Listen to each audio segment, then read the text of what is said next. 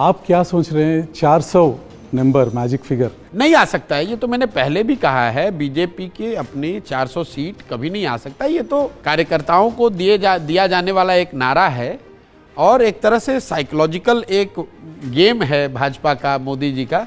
देखिए, उन्होंने जब पार्लियामेंट में पहली बार ये बात कही कि बीजेपी को 370 और एनडीए 400 पार, उसके बाद से कई महीनों तक, जब तक ये चुनाव शुरू नहीं हुआ था, तो सब लोग इसी बात में लगे हुए हैं कि 400 बीजेपी की आ रही है नहीं आ रही है।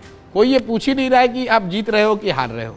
एक तरीके से मोदी जी ने 2 महीने तक पूरा नैरेटिव ऐसा बना दिया कि इसमें चुनौती है ही नहीं, सिर्फ इतना तय होना है कि बीजेपी को 400 आ रहा है कि आपको दिखाई दे रहा है चुनौती? बिल्कुल चुनौती।